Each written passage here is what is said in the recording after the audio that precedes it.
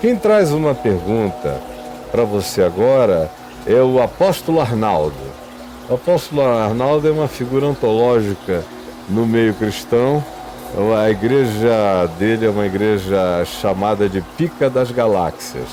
É sátira sobre sátira e ele ganhou um público enorme, porque na sátira que ele faz, ele fala verdades à beça, só que de maneira satírica. E ele, sem nenhuma satirização, te mandou uma pergunta séria.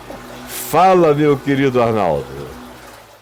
Olá, reverendo Caio Fábio. Olá, candidata Marina Silva. Aqui é o apóstolo Arnaldo.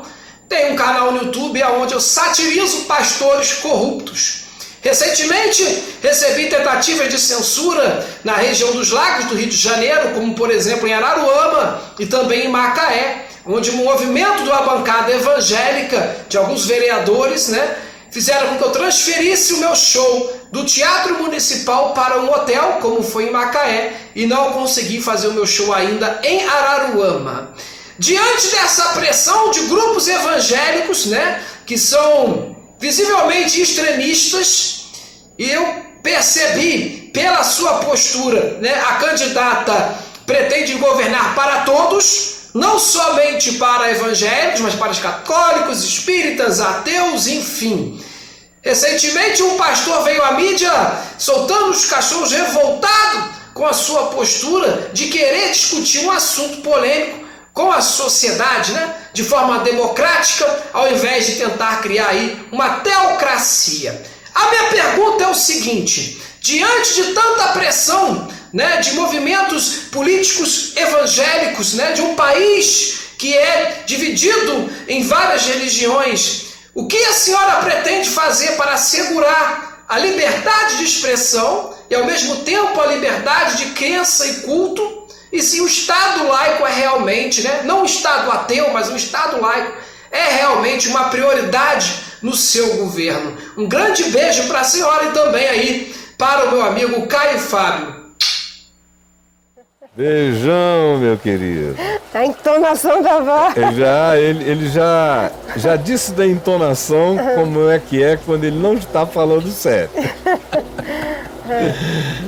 Mas levantou de fato questões muito sérias, Numa democracia, numa sociedade plural, como o senhor falou, a liberdade de expressão é essencial. Até porque acho que o melhor espelho para os cristãos e para nós os cristãos dessa capacidade de convivência com o diferente foi o próprio Jesus. Ele que, sendo o Deus, Filho de Deus, ele mesmo se convidava para ir ficar junto dos diferentes.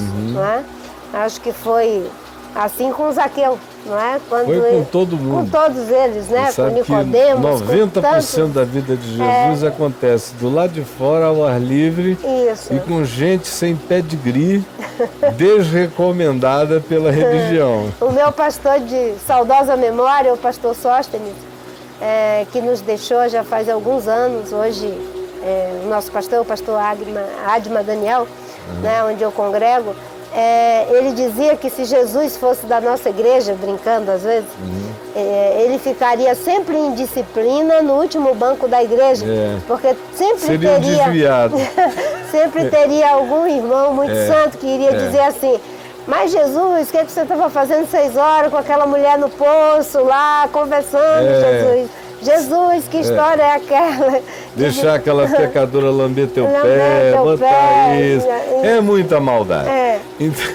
Então eu acho que a gente tem que, de fato, primeiro quebrar esses estereótipos, Porque, mais uma vez, recorrendo aí para quebrar o estereótipo mesmo, com base na palavra, A própria palavra de Deus diz: olhai de tudo e retende o bem. E para Deus não há acepção de pessoas. Isso acabou com o resto da conversa. Eu, na campanha de 2010, tinha um jornalista muito inteligente que me acompanhava e sempre ali fazendo críticas em algumas questões, às vezes duras, E às vezes o pessoal da assessoria ficava meio apreensivo, e chegou um momento que eu pensei: sabe de uma coisa?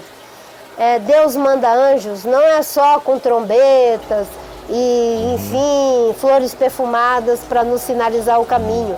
Ele também, às vezes, manda ali alguns espinhos, né, alguns trovões, e acho que essa forma de sinalizar os nossos defeitos, porque ninguém é perfeito, seja pelo humor, seja pela crítica, isso é o mundo que a gente vive. Obviamente que a liberdade de expressão é para todos, porque tem alguns que acham que liberdade de expressão é só para alguns, né? E quando são questionados não aceitam esse questionamento. Né? A liberdade de expressão é para todos, independente da cor, independente do credo, independente da orientação sexual. Tanto é que Paulo dizia, né? Nisso não há judeu nem grego, não há servo nem senhor, não há macho nem fêmea, todos são um em Cristo Jesus.